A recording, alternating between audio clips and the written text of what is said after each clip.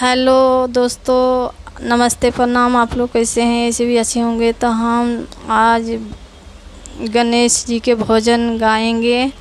आप लोग को कैसे लगेगा? लाइक सब्सक्राइब कमेंट ज़रूर कीजिएगा। आप लोग ये कैसे लग रहा आप लोगों के? आप पेर होई के सवारी गौरी के ललनामा हो, मुसवा पेर होई के सवारी गौरी के ललनामा हो।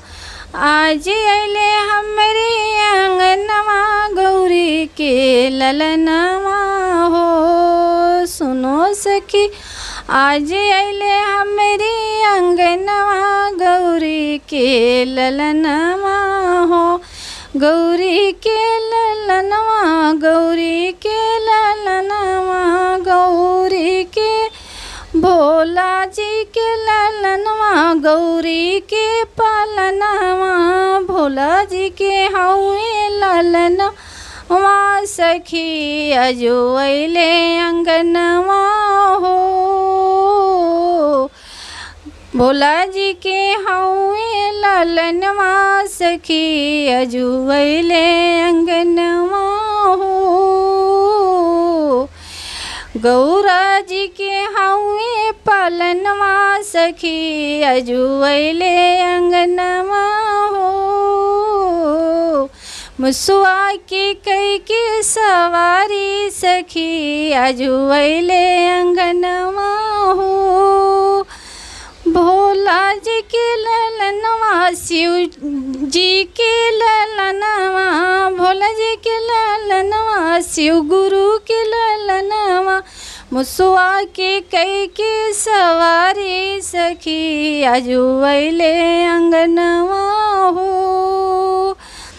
मुसवा के कई के सवारी। सखी अजो अइले अंगनवा हो।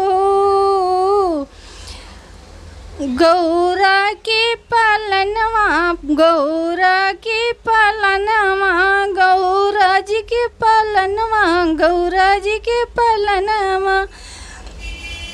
रिद्धि सिद्धि जी के सजनवा। सखी अजो अइले अंगनवा हो।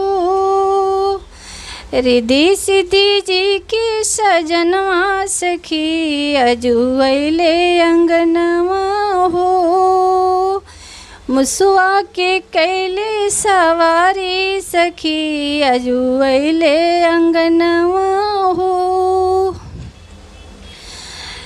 दूबिया चंदन से घिसी घिसी भरबो कटोरी। चंदन घिची घिसी भरबो कटोरी। गौरा जी के ललन पालनवा के लगैबा चंदनवा। सखी अइले अंगनवा हो।